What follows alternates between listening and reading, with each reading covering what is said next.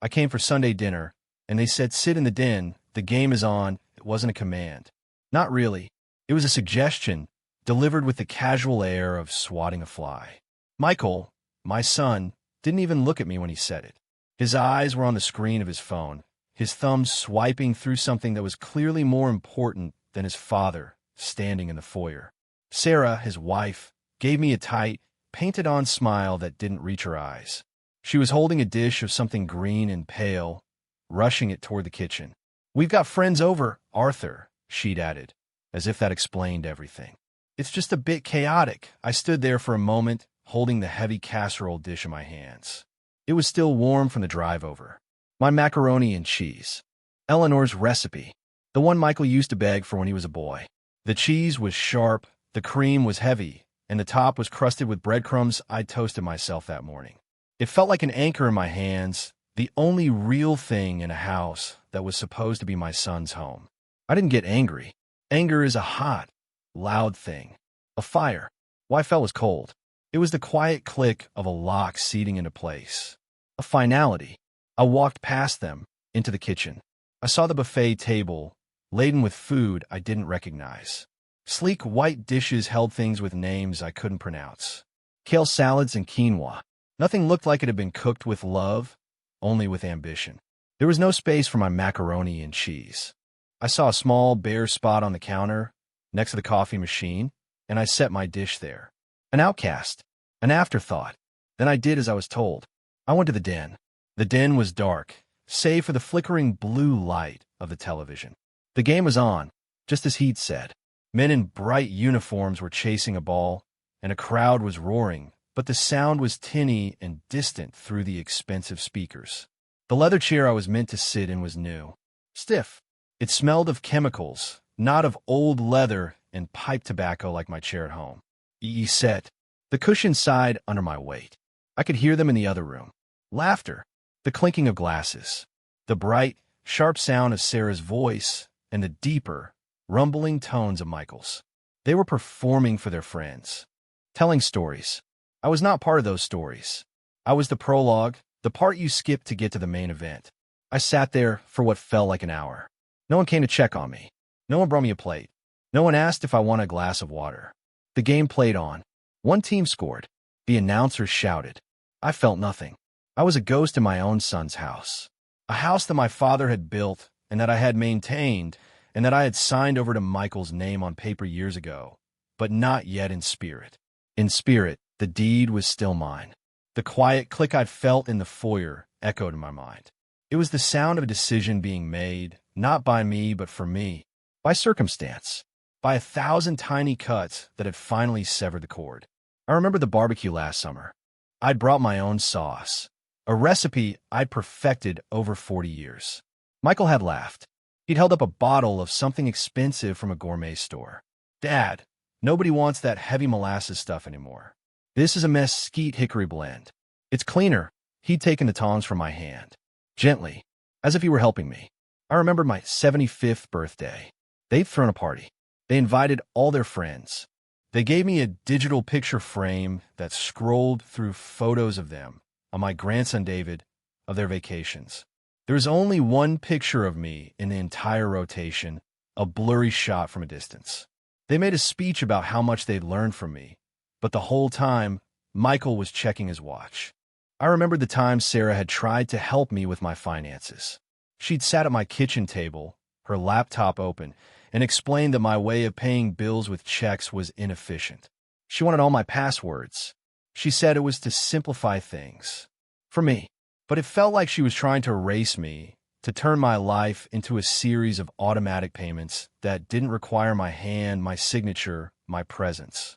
Each memory was a brick in a wall that had been building for years.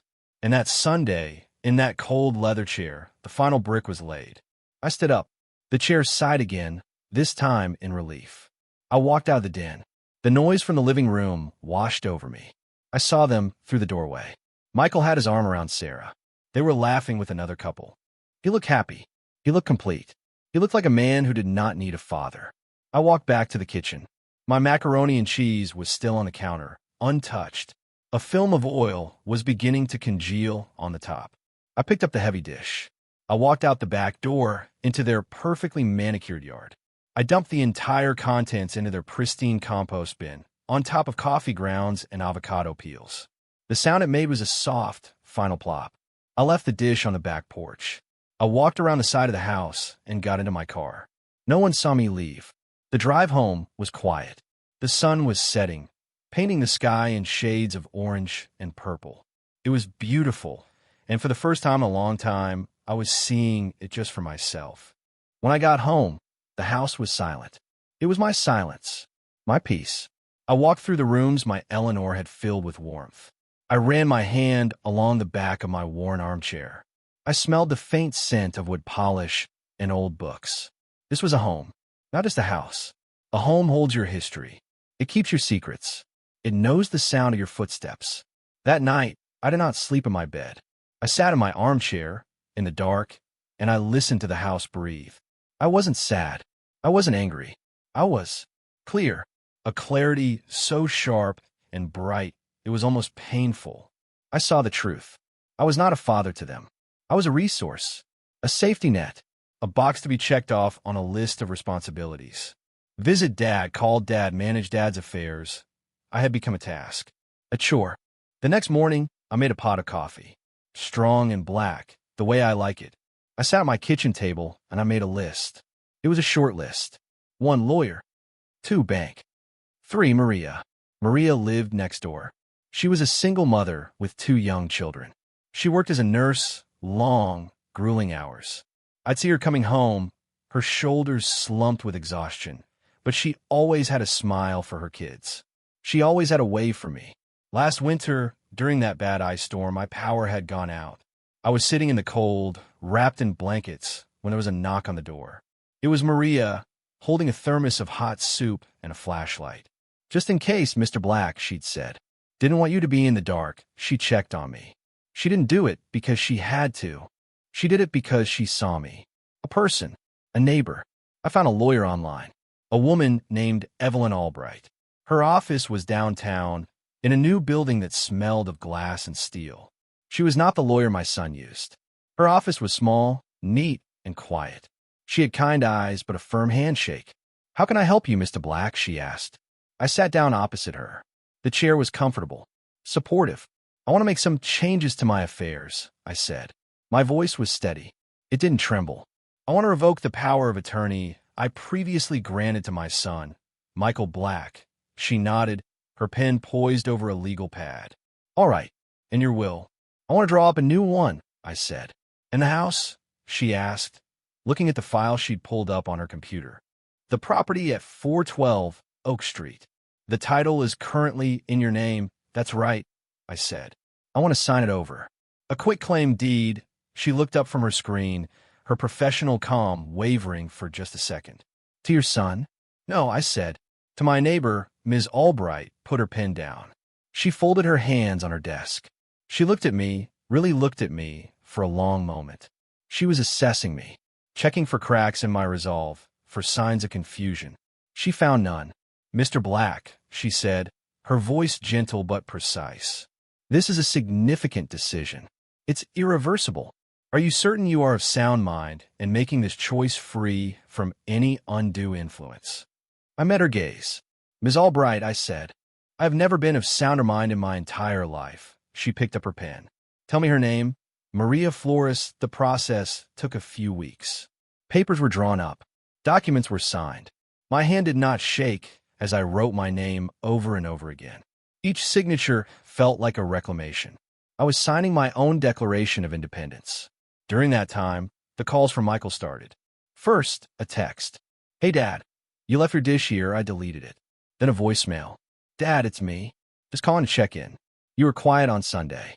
Give me a call back." I deleted it. Another one, a few days later. His voice was tighter. "Dad, I've called a few times. Pick up the phone. Sarah is getting worried." I knew what that meant. Sarah was annoyed. Her sense of order had been disrupted. The dad box was unchecked. I went to the bank. I closed the joint savings account that Michael and I had shared for 15 years. It was where I kept my emergency funds. He was on it just in case. I opened a new account at a different bank, a small credit union across town. The teller was a young woman with a kind smile. She didn't treat me like I was ancient. She treated me like a customer. I went home and went in my workshop. The garage was my sanctuary. The smell of sawdust and oil was the smell of my life's work. I was a carpenter, a cabinet maker. I'd built half the kitchens in this neighborhood. My hands, though old, still knew their way around a piece of wood. On the wall hung a set of beautiful old hand tools. Rosewood handles, brass fittings. They had been my father's. I had been saving them for Michael, and when it became clear he had no interest, I'd been saving them for my grandson, David. I took them down one by one. I laid them on my workbench. I got out the lemon oil and a soft cloth, and I began to polish the handles. I wasn't polishing them for anyone else. I was doing it for me, for the memory of my father, for the dignity of the work. The voicemails became more frequent, more insistent. Arthur, this is Sarah. Honestly, this silent treatment is very childish. If you're upset about something, you need to use your words. We can't read your mind, deleted. Dad, it's me. Listen, the property tax bill came to my house for some reason. We need to get that paid. Call me so we can sort this out. His voice was strained. He was worried about the money, about the asset, not about me. The clarity I felt was cold and clean, like a winter morning. It did not waver. One afternoon, I saw Maria in her yard, trying to fix a broken fence post. She was struggling with a shovel, the ground hard and unforgiving. Let me give you a hand with that, I said. She looked up, startled. She wiped a bead of sweat from her forehead with the back of her glove. Oh, Mr. Black, you don't have to, I want to, I said. And I did. I went back to my garage, got my post hole digger, and in 15 minutes, we had a new hole dug straight and true. We set the post together. I showed her how to mix the concrete, how to level it just right. Her kids came out and watched, their eyes wide. We worked in comfortable silence for a while. When we were done, she brought out 2 glasses of iced tea. We sat on her porch steps. Thank you, Arthur, she said, using my first name for the first time. I don't know what I would have done. You would have figured it out, I said. You always do. I took a sip of the tea. It was sweet. Maria, I said, I have something I need to talk to you about. I'm making some changes in my life, and I'd like to ask you to accept a gift. I told her about the house. Her eyes filled with tears. She shook her head, unable to speak at first. No, she whispered. No, I can't. That's your family's home? A home is a place where you are valued, Maria, I said, the words coming to me as if I'd known them my whole life. It's a place where they check on you in a storm. It's a place where you belong. This house hasn't been my family's home for a very long time. It's just been property. I want it to be a home again. For you and your children, she cried. Not loud, theatrical tears, but silent, steady ones that coursed down her cheeks. They were tears of shock, of gratitude, of a burden being lifted that she had carried for so long. In that moment, watching her, I felt no doubt. I felt no regret. I felt a profound sense of rightness. The final papers were signed a week later. Ms. Albright filed the deed with the county. It was done. The house, the land, the oak tree my grandfather planted, it was all Maria's. Free and clear. That evening, my phone rang. It was a number I didn't recognize. I answered. Grandpa, it was David, my grandson. He was a good kid, quiet, watchful. He had my Eleanor's eyes. I'm here, son. Are you okay? Mom and Dad are. They're going crazy. I'm fine, David. There was a pause. I could hear him take a breath. They got a letter. From a lawyer. About the house, another pause. Grandpa, I'm sorry, what for? I asked. For them, he said, his voice small. The way they are. They don't see. They just don't see. And there it was. A flicker of warmth in the cold clarity. The seeing eye. Someone saw. It's all right, son, I told him. You're always welcome in my home. Wherever that may be. I love you, Grandpa, he said. I love you too, David. I hung up the phone and felt a peace settle over me. It was not the end of a war. It was the end of a long, quiet surrender. I was no longer surrendering. 2 days later, they came. I heard the car door slam, then the furious stomping up my front walk. I was in my armchair, reading a book. I had been expecting them. The doorbell rang, a long, angry peal. Then another, then pounding. I took my time. I placed my bookmark carefully in my book. I stood up, smoothed my trousers, and walked to the door. I looked through the peephole. It was Michael and Sarah. Their faces were distorted, red with anger. I opened the door. "What the hell is this?" Michael shouted, shoving a crumpled letter in my face. It was from Ms. Albright's office, the official notification. "You gave our house away? Are you out of your mind?" Sarah pushed past him. "Arthur, we've been worried sick. We've been calling and calling. And now this? This stunt? You gave your house to the neighbor? She's probably been manipulating you, preying on a lonely old man." I stood there in the doorway. I did not raise my voice. I did not tremble. "It was not your house," I said, my voice calm and even. It seemed to surprise them into a moment of silence. "It was my house, and I can do with it as I please. This is our legacy, my inheritance." Michael sputtered. "Your inheritance is not a thing you get when I'm dead, Michael," I said. "It was the love and respect and wisdom I tried to give you while I was alive. You weren't interested in it." I looked at him. My son. His face was a mask of selfish rage.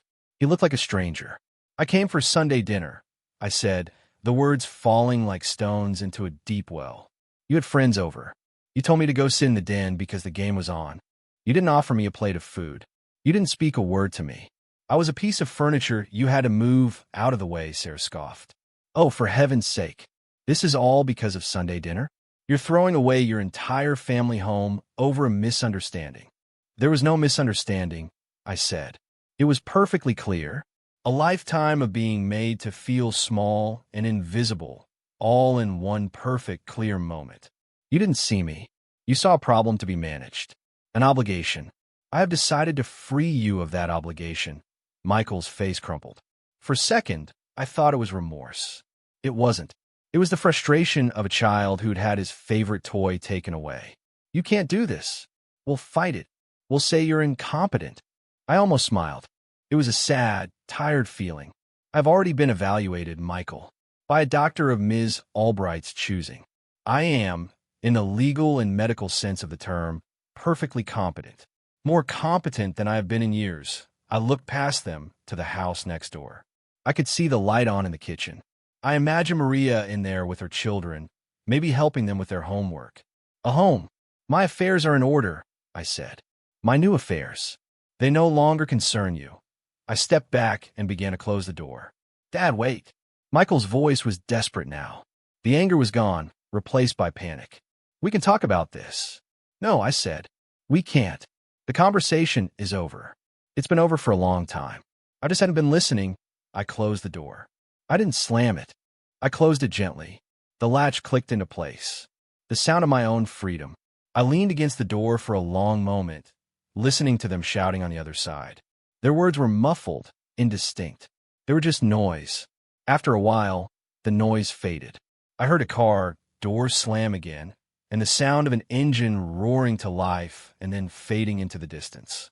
Then there was only silence. The weeks that followed were filled with a quiet industry.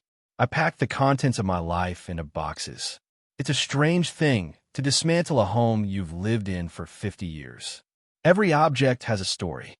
A chipped coffee mug that was Eleanor's favorite. A stack of old records, Coltrane, Miles Davis, Etta James, that we used to dance to in the living room. My service medals from my time in the Army, folded neatly in a cedar box. I was not sentimental. I was an archivist of my own life. I sorted things into 3 piles. Keep, donate, discard. The keep pile was the smallest. The books I loved. The records. The photo of Eleanor on our wedding day. My father's tools. My armchair. I found a small apartment for rent on the other side of town. It was on the 3rd floor of a clean, quiet building. It had a small balcony that got the morning sun. It was less than a quarter the size of my house, and it felt like a kingdom. It was mine.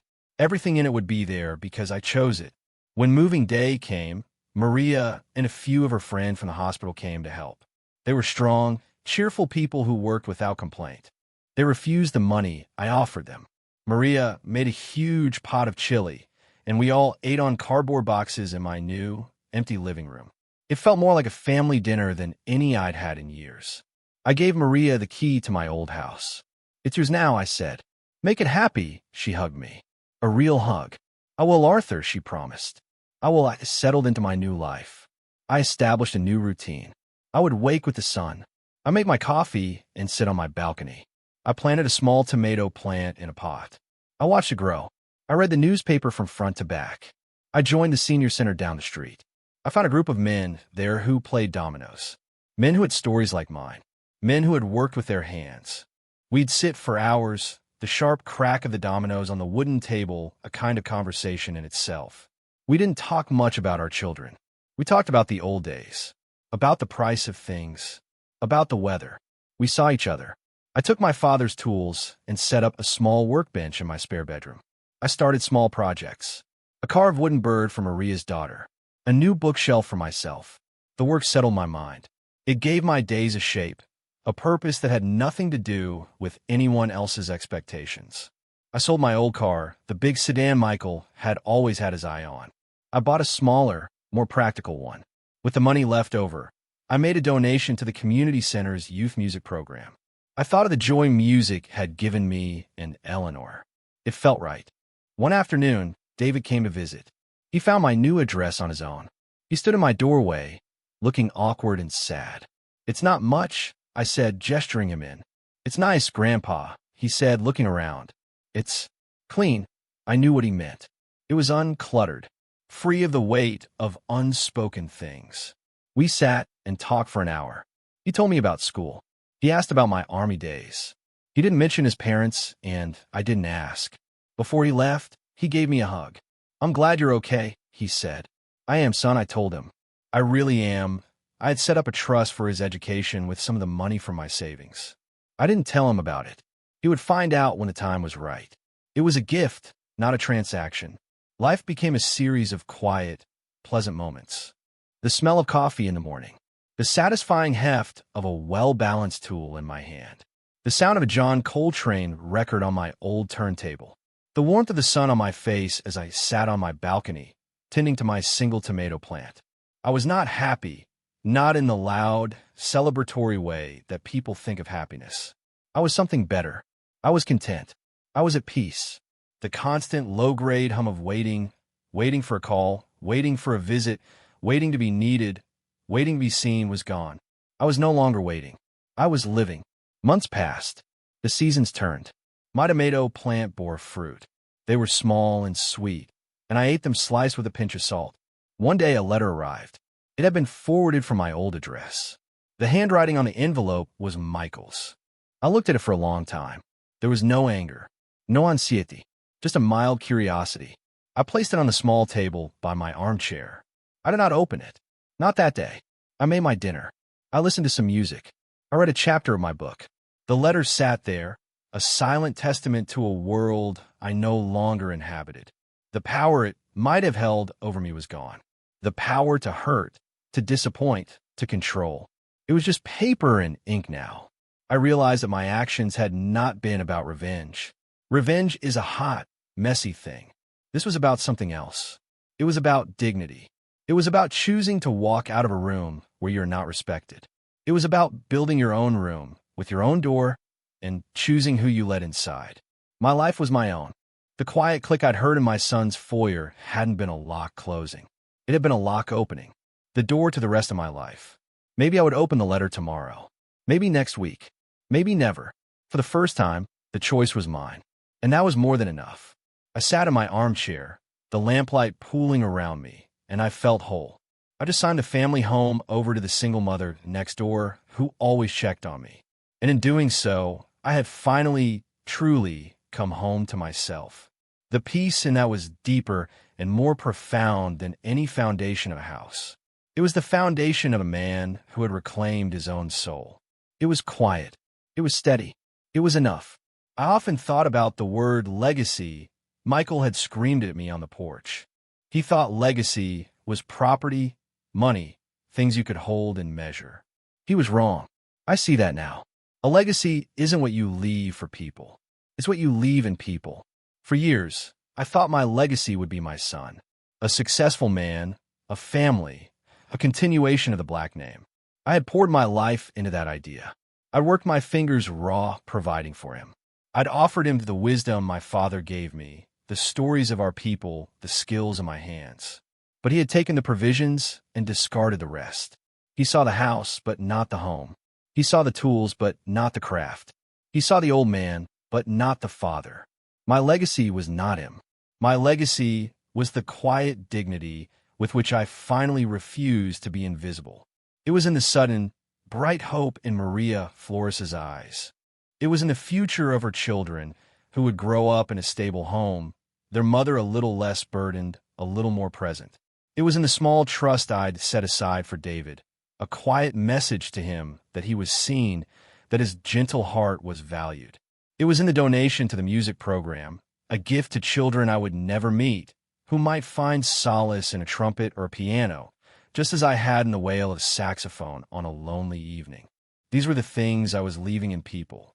A bit of security, a bit of opportunity, a bit of kindness, a quiet example that it is never too late to demand respect, even if it's only from yourself. I saw Maria sometimes. I'd take the bus over to the old neighborhood on a Saturday. She never made a fuss. She'd just bring me a glass of lemonade and we'd sit on the porch, her porch now, and talk. She'd tell me about the new rose bushes she'd planted where my old vegetable patch used to be. She told me her son made the honor roll. Her daughter had joined the soccer team. The house was filled with the sounds of their lives. Laughter, arguments over homework, the scent of her mother's cooking. It was a home again. It was breathing again. The dishwasher is making a funny noise, she told me one day, a little embarrassed. Let me take a look, I'd said. I spent a happy hour on my back on her kitchen floor, my old tools spread out beside me. It was a loose gasket, a simple fix. The satisfaction of it was deep and true. The feeling of being useful, not out of obligation, but out of a genuine desire to help. When I was done, she insisted I stay for dinner. We ate on the back porch. Her children treated me with a sweet, shy respect. They call me Mr. Arthur. They ask me questions. They listen to my answers. Driving home on the bus that evening, watching the city lights slide by, I didn't feel a pang of loss for the house. I felt a quiet joy for what it had become. I had not lost a home. I had gifted one, and in the process, I had found my own. The letter from Michael remained on the table for another week. It became part of the landscape of my apartment. I put my keys down next to it. I'd set my coffee cup beside it. It was a silent, inanimate object, stripped of all its power. One morning I decided. I picked it up. I didn't open it. I walked to the small shredder I'd bought for my bank statements. I fed the envelope into the slot. The machine whirred to life, its mechanical teeth chewing my son's words into meaningless, cross-cut strips of paper. I watched until the last piece was gone. I felt nothing. No triumph. No anger. No sadness. Just quiet. His apology, if that's what it was, did not matter. His anger, his regret, his justifications, none of it mattered. An apology is meant to heal a wound, but my wound had already healed. I had healed it myself. His words were a medicine for an illness I no longer had. To read them would be to reintroduce the poison, to re-engage with the dynamic that had cost me so much of my peace. I would not allow it. My peace was too new, too precious. It was a small, steady flame, and I was its keeper. I would not let his breath, whether hot with anger or cold with regret, blow it out. My life continued on its new, quiet rhythm. I finished the bookshelf. The joints were tight, the finish was smooth. I filled it with my books. I read Ralph Ellison and James Baldwin again. Their words meant more to me now. I understood the invisibility they spoke of in a way I hadn't before. It wasn't about being unseen by strangers. The most painful invisibility is to be unseen by those who are supposed to know you best. I had a small health scare, a bout of dizziness that sent me to the doctor. It was nothing serious, just a reminder of my own mortality. In the past, this would have sent me into a spiral of anxiety. Who would take care of me? I would have to call Michael. I would have to endure their strained, dutiful concern. But this time was different. I called the number for the service offered by the senior center. A pleasant woman arranged for a car to take me to my appointment. When I got home, a volunteer called to make sure I was all right. Maria brought me dinner that night, refusing to let me protest. I was not alone. I had a community, a chosen family built not on blood or obligation, but on mutual respect and simple human kindness. I was cared for, not managed. I even started writing things down. Not a diary, exactly. Just thoughts, memories. I bought a simple, sturdy notebook and a good pen. I wrote about my father, a man of few words but deep integrity. I wrote about meeting Eleanor at a church social, how her smile had lit up the entire room. I wrote about the day Michael was born, the overwhelming, terrifying love I felt holding him for the first time. I wrote about the good things. I wanted to remember them, but I wrote about them for myself. They were my memories, not debts to be collected or proof of a love that was later unrequited. They were simply the story of my life, a life that had been full and complicated and was now, finally, my own. David continued to visit. Every few weeks, he would show up with a bag of groceries or just for a chat. He was a bridge to a past I had left behind, but he was a bridge I was willing to cross. He was not his parents. He was his own man, a young man with a good soul. One day, he asked me, "Grandpa, do you ever miss them?" I considered the question carefully. I looked out the window of my apartment at the city sprawling below. "I miss the idea of them," I said. "I miss the son I thought I had raised. I miss the family I thought we were. But the people they are now? No, I don't miss being unheard. I don't miss being dismissed. I don't miss waiting for a phone call that only comes when they need something." I turned back to him. "You can't miss something that was never really there, David." He nodded slowly. He understood. "I'm an old man. I know my time is not infinite, but I'm not afraid. I have a will, a proper one, that leaves my few possessions to David and to Maria's children. I have a folder with instructions for my final arrangements. Clear, simple, no burden to anyone.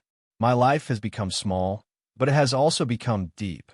I find joy in the taste of a homegrown tomato, in the perfect grain of a piece of cherry wood, in the mournful beauty of a blues guitar. I have friends who know my name and are glad to see me. I have a neighbor who is a true neighbor. I have a grandson who sees me for who I am. I'm not invisible. And it all started with a quiet moment in a cold den. It started when they told me to sit down and watch the game. They thought they were sending me to the sidelines of their lives. They had no idea they were sending me to the beginning of my own. I didn't get angry. I got free. And that has made all the difference.